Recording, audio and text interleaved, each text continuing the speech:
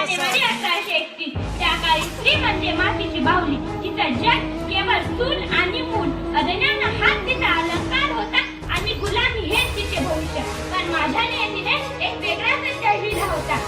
वयाच्या 9व्या वर्षी माझा विवाह झाला. मी जोडली गेली एका तेजस्वी सूर्याशी ज्याचे नाव ज्योतिराव होते. त्याच्या येण्याने माझ्या आयुष्यातला अंधार क्षणात प्रकाश बनला. त्याचे मला सांगले होते सावित्री ऋषी, कारण मुलाच्या भारताचे भविष्य तुझ्या हाती आहे. त्याने माझ्या हातावर पुस्तके ठेवली आणि माझ्या नशिबाच्या दिशा बदलल्या. माझ्या पाठीवरची पहिली फुली ही माझ्या मुक्तीची पहिली भाषा ठरली. मी शिकले.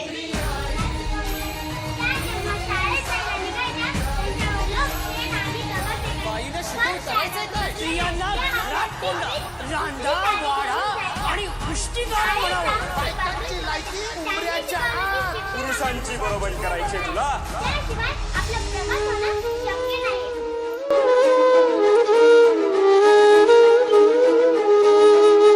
त्याग आई तुझी ती लढाई स्वाभिमानी हक्कासाठी. तुझी ही अंगाई गाती दिशा दाही क्रांती सूर्य तुझी या पाठी. साऊ, आज सुद्धा आमच्यामुळे तुम्हाला ही अवहेलना सहन करावी लागते. पण आता पाऊल मागे नाही.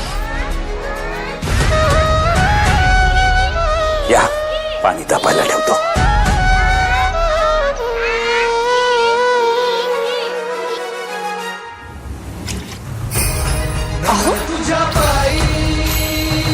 हे काय करताय? साऊ, तुम्ही आज हिमतीनं उचललेलं हे पाऊल उद्या कित्येक लेकी बाळींचं भविष्य घडवणार आहे. ज्ञान ज्योती तुझ्यामुळे. साऊ,